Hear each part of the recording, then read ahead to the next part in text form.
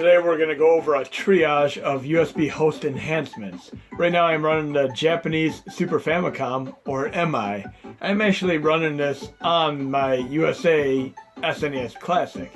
I'm going to show you how this is done today along with two other nifty USB host related things. Right now I'm looking at this magnificent artwork for the Japanese versions of many of these games. We have Super Daimakamera, which is Super Goes and Ghosts.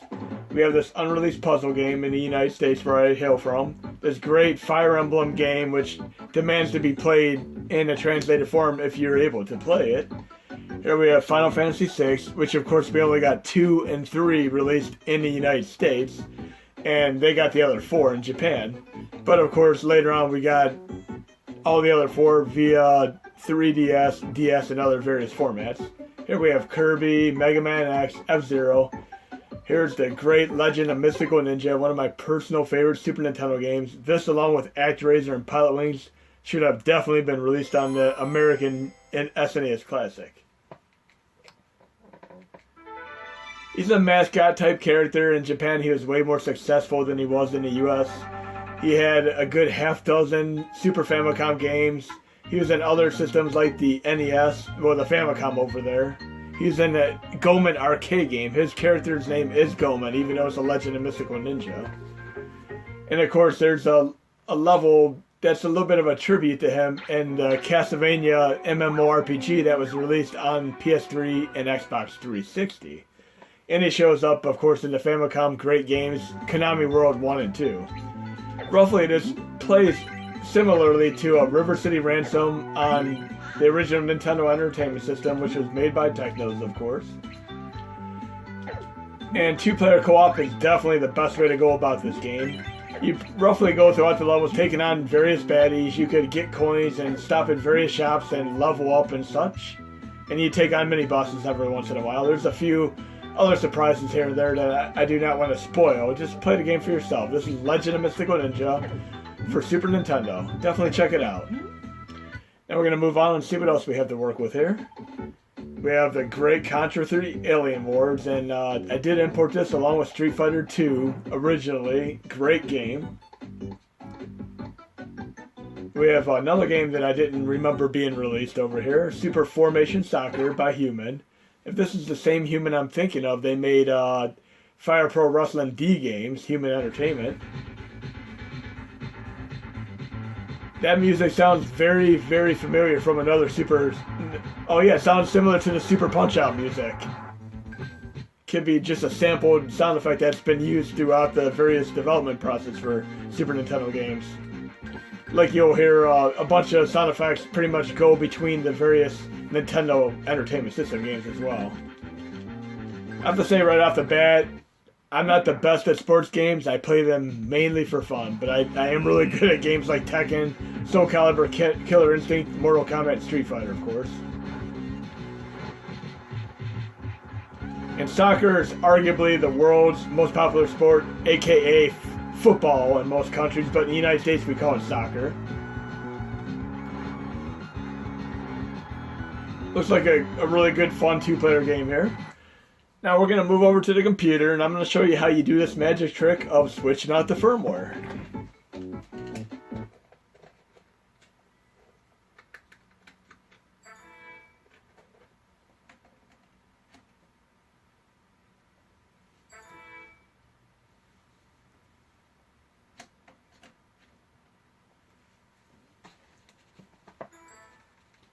Okay, now one of the things that people have been puzzled about as far as the USB host has been the formats they should have them in. And I'm going to go over these real quick. Initially, Mad Monkey recommended we use the ext2 and ext3 format. The problem is many people were taking that the wrong way and they were doing exFAT. Because when you go into a Windows computer, which is not what ext2 and 3 are from, and you right click on the drive and you go to format it, for instance, you have choices of FAT32 generally, NTFS, and exFAT. exFAT is not the same thing as ext2 and 3, so keep that in mind. So I'm canceling that right now. I'm going into this file I have open here. people went on to use NTFS and FAT32. And NTFS has a little bit of an issue as far as read and write permissions, so FAT32 has been more reliable for Windows-based users. There's a little bit of a conflict when it comes to a specific system file potentially going corrupt at times, and you could invariably have a few files get deleted intermittently. Nothing too major, nothing too annoying. But today I'm going to show you a format that usurps both ext2 and ext3. This is in fact, ironically, the same format that the real NES Classic and SNES Classic uses. And I'm going to show you how to run this on Windows and use it with your USB host. So as of right now, I'm going into my Windows here. I have a drive right here that I'm going to right click on, the one that I just used for the Japanese Super Famicom test. Notice the file system is ext4. This cannot normally be viewed in Windows, but I have a proprietary program installed right here. This is Paragon EXTFS for Windows. And this is a trial for 10 days. The thing about this is after the 10 days expires, it just slows down the transfer speed. So if you do not want to dish out the $20 for this great program, just deal with the slower transfer speeds. And you can walk away for 20-30 minutes and your file should be done and good, copied over. But I have this here right now. I'm going into my drive. And in my hashy directory, I have a fonts folder, which many of you know how to use already, the games folder, obviously. But here's a new firmware folder. And within that firmware folder, I can put the various region-specific firmwares from around the world in there, and it'll auto-load upon boot up with the updated hashy revision that is in today's core set, which I will show you, of course. But I'm going to my USB host backup here, firmware, and I'm going to try something here. I'm going to load the Japanese Famicom firmware in this folder. So I have that copied over. And I'm going to close that folder. Now, when you're done copying folders over to an ext4 drive, do not just unplug it from your computer. And you also cannot use the safely remove hardware, because watch what happens. It only shows my Windows-based drives right now, which would be FAT32 NTFS. But if I open up this proprietary program and go to the drive that I just wrote files to, I'm going to unmount it here. I'm going to wait for it to be unmounted. Then I can safely remove it from the computer and connect it via USB host, and we're going to test to see if the Famicom Mini firmware pops up.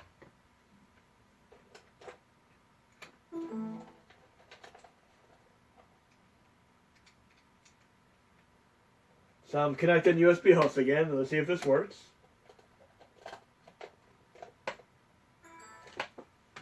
And of course, I'm going to show you how to convert these drives into ext4. So we're getting a Mad Monkey splash screen. Everything looks good so far. Here we have the Famicom Mini, for all intents and purposes aside. I'm looking here for some exclusive games, and I'm absolutely loving the artwork here. This is some phenomenal artwork. This Zelda looks like it's literally right off the cover of the Fun Club News, which is the predecessor to the Nintendo Power as we know it. Here we have Rockman 2, and that's of course Mega Man 2. The Great Castlevania. This looks like it was right off of something like a Fun Club News as well. Here we're playing a Sunsoft game that we obviously didn't get for the US NES Classic release. Sunsoft made great games like Fester's Quest, Blaster Master, Euphoria, Gremlins, many great games, even Batman. They always had great games, great music. This looks like a much earlier game of theirs. And unfortunately they went bankrupt and defunct after a while. But luckily 3DS had a reboot and Switch had a reboot of one of their games too, Blaster Master. Something I picked up very recently. This looks like perfect fodder for an angry video game nerd video. Anyways, we're going to see what else we have here. I'm still loving this artwork. Now I'm noticing Super C. There's a little story behind why Super C is not called Super Contra. The Iran-Contra scandal is why they changed the name Contra to C. And related wise, I just watched that American-made movie with Tom Cruise, which is also loosely based on the Iran-Contra scandal. It was a highly enjoyable movie, whether or not you're a Tom Cruise fan. Loving this artwork here. Here, it looks like we have River City Ransom, Technos Japan here. They made Double Dragon. And if you watched my Double Dragon arcade video, you would have seen that $1.75 that it took me to beat the game, I told you I would put towards something that company made later on. And the closest thing to that is River City Ransom on the 3DS, which I did buy. This is another great two-player game, just like Legend of Mystical Ninja, where you take on the baddies. You could go to shops with your money. Here you could get some nifty power-ups like super speed punches, speed kicks, all kinds of cool stuff. They're called martial arts in this game. And just like Legend of Mystical Ninja, the Nintendo powers, which were in everybody's household, along with the Nintendo Entertainment System, you'd be able to pull out poster maps of both of these games and know exactly where you need to go. But I must have played through this game a good 500 times back in the day. It's a great game. They also made Renegade, a bunch of other games, but Double Dragon and River City Ransom are obviously the two games they're most well known for.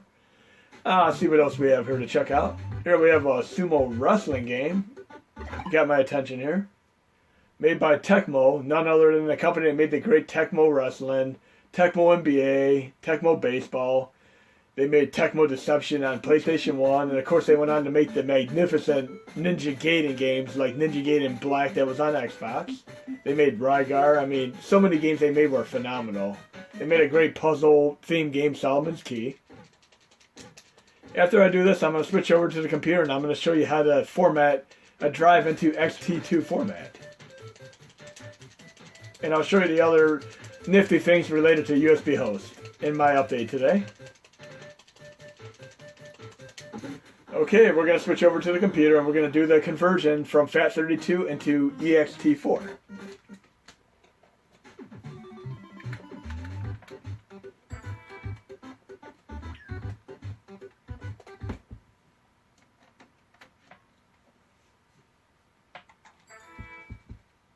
Okay, now the thing I'm going to need to do right now is I have it right here mounted. The drive that I want to convert, I'm going to unmount, because I'm going to use a different program to work with the drive. The program I'm going to use works great with formats that typically work in Mac computers, such as the Linux environment as well as Windows environments. This program is in this folder here. It's Partition Guru. And I'm going to show you how this conversion process works and how to set it up appropriately. And those of you who've been fine with FAT32, you do not necessarily need to move on to this format, but it's there in case you want to. And this may help you out in running the NES Classic with the USB host because it is the native format. But of course you have to do one specific thing in order to run the NES Classic with USB host, and I'm going to show you that too after I get this process going. So I have my drive here. I'm looking for it right here, ext4 drive. I'm going to right click on the drive and I'm going to format the current partition. I'm going to choose FAT32 and let it format. When that's done being formatted, I'm going to show you the typical process of you plugging a FAT32 drive in and converting it over into an ext4 drive. And I'm just going to rename this. I'm going to set the volume name to FAT32 for now. It's going to get just a little bit more technical, but not too complicated. You just got to remember a few nuances to how to run these programs so that you could pull this off successfully. But here we have a FAT32 drive. We're going to say this is just freshly plugged in. I just opened this program. I do not have the other program open right now. I'm going to right click on this and I'm going to format the current partition and I'm going to change it to ext4. I'm going to format it. And while that is formatted, I'm going to show you the other thing here. I'm going into my set here, USB host. Sorry, I'm going to go into my core set to make it a little bit easier to comprehend. I'm going in today's update, 1221. In order to do the firmware thing, you're going to need to use the Hashi GUI 132 official 1214 date. You need to use this one if you want to do the firmware thing I'm showing you right here. And I did an expandable storage revisions README in addition, so you can see the the primary change between each of these revisions here. But I'm going to go into my USB host here and show you the typical way you're going to want to update your hack sheet. I have my 1214 here. You're going to want to copy your dump folder over with your kernel for both the NES and SNES Classic. Once that's said and done, you're going to open up Hack Sheet GUI. And the proper way you'd want to update would be you would want to flash your kernel while it is in FEL mode. Of course, you'd hold your power and reset down. It would help if you know how to do that before you run any of this USB host stuff anyway. But once you're in FEL mode, you would flash the kernel, then you'd rebuild the kernel, and then you'd memboot. Then you should be good to go on using this firmware magic trick revision.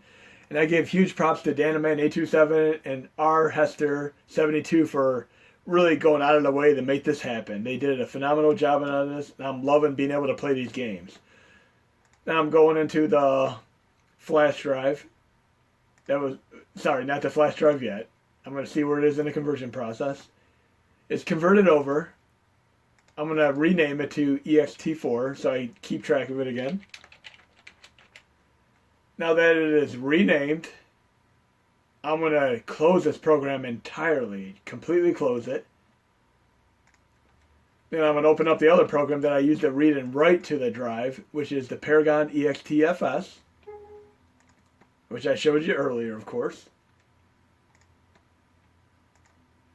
And right now, I do not have the drive mounted that I just formatted, so I'm going to unplug it from my computer and plug it back in.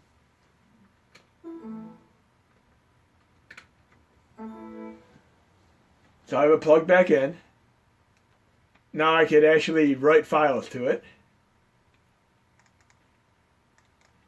This lost and found file is equivalent to a recycle bin that you would have on a Windows-based drive such as FAT32 or NTFS.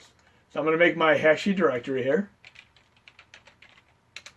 Within the hack sheet directory, I'm going to make my games folder. I'm going to make my fonts folder. I'm not worried about the firmware folder. I'm just going to let it go back to the original USA firmware. But I'm going to do a transfer folder so I could do my HMODs. And for games and fonts, let's go to my backup folder here.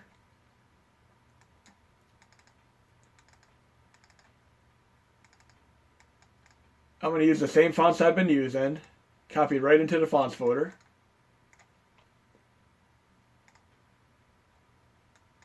For games, I'm going to copy over just some random games here. Let's make sure they don't take up too much space. That's not too much space. Copy them right into the games folder. Then I would like to have my RetroArch so I can load that too, which is typically in the RAR related folder, RARCH. Copy that over. Then I'm going to make a dummy folder as well. You make a dummy folder within the Hack Sheet Games directory, you could load games via RetroArch and not worry about special characters or such. The main drawback is you cannot save them. So primarily, I would recommend keeping your 60 main games within the games directory, and you could do anything else through the dummy folder. So I have my dummy folder, and I'm just going to go in here and copy some NES games. I do not necessarily need to copy all of them. Just copy some for now. Just enough to get by. That should be good. I'm going to go in there and we have special characters such as parentheses and such. I'm going to do one more thing. I'm going to do my HMODs to make sure they transfer over properly. And I keep everything backed up. I have the ones that I would like to transfer. I'm just going to copy all of these. Minus the uninstall one, of course. If you do the uninstall one, it's going to uninstall every HMOD. Then you're just going to have to redo it. And you guys should be pretty familiar with this from my other video. But feel free to ask questions in the comments if you have any questions about this. And I'm copying these HMODs over that I'd like to transfer. And before I switch over to the USB host, I'm going to show you two more little things pertinent to this whole thing. These files right here, these copyright and title fonts.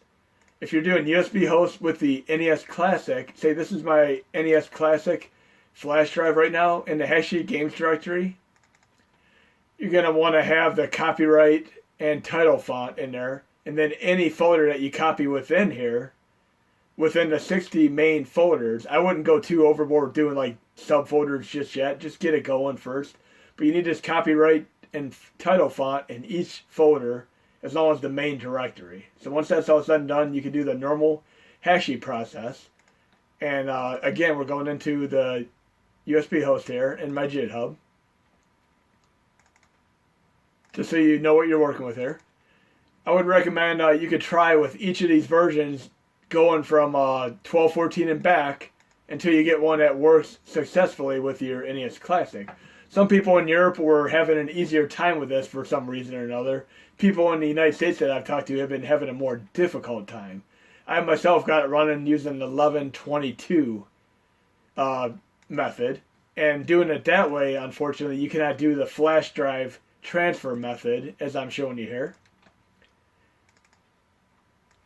Where I have Hashi transfer, you can't use this transfer folder if you use the older than 12.1 one. 12.1 and on, you can pretty much use that transfer folder. But as of right now, we have my font set up, my game set up, and my transfer for HMOD set up. I'm going to close all these directories and show you one more thing related to USB host before I switch over to USB host. There's another thing I added specifically for USB host in my core set today, and you're going to see it posted. I'm going to 12.21 again. Some of the cores that are PC related, such as CPC Amstrad, Commodore 64, DOSBox and such, I have now made two variants for them. For instance, I have Caprice 32, which is a CPC Amstrad core. This one from 329.17 is pretty much more optimal to use with a controller. So you can use that with a controller just fine for the most part. This one here that says USB host Caprice 32 from 11.9.17. This one, you're not going to want to install on the normal NES Classic or SNES Classic. You're going to want to use this with USB host because it is pretty much dedicated to use with the keyboard and mouse combo that you can use with the USB host cable. If you have the proper cable, that is. I have an octopus cable, and I'll show you what that looks like too. But I did it with a Caprice 32 for right now. I did it with DOSBox. So if you load DOSBox 724.17, you could go into RetroArch options, and then you could keybind the various keyboard keys to your controller using the 724 variant. But if you use the USB host 1023 variant, you need to use the keyboard and mouse on USB host to do everything. Lastly, we have Vice 64, which is the Commodore 64 core. In the 1028 variant, you can pull up a virtual keyboard and selectively choose what you want to input. But on the 12.14 one, you're going to need to use the keyboard and mouse because the keyboard doesn't work with the cursor properly. So in essence, all three of these cords that I just showed you, the USB host variants have maintained the current code, and the previous ones are slightly outdated, but they run compatibly with a controller, more or less. So just remember that. So the next thing I'm going to do, now that I have the files copied over, I'm going to make sure I have all these directories closed here. I'm going to open this up here, go to my ext4 drive, and I'm going to unmount it. Then I'm going to plug it into my USB host, and we're going to test it out.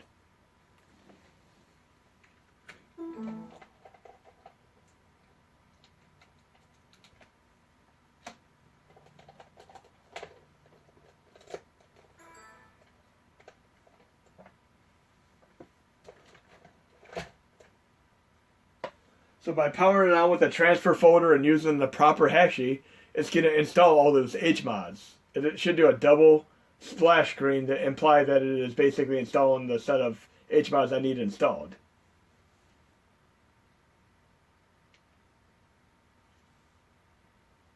So it's installing them right now. I can see my flash drive working on my end, but you can't see it on your end. Now we're going to get that second splash screen.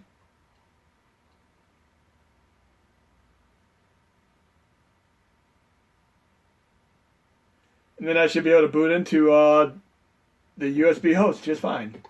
Here I have the games that I just added, and we're going to test out ActRaiser 2.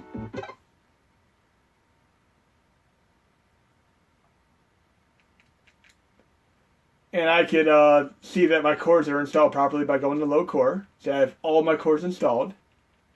Awesome. I'm going to load FCEUMM right now. And go to load content. Go to start directory, dummy, NES, and just load one of these games with the special characters. We'll do Abadox for, a shmup style game, I believe. Load archive, current core, FCEUMM. And we're good to go. And alternately, I could go into my RetroArch here.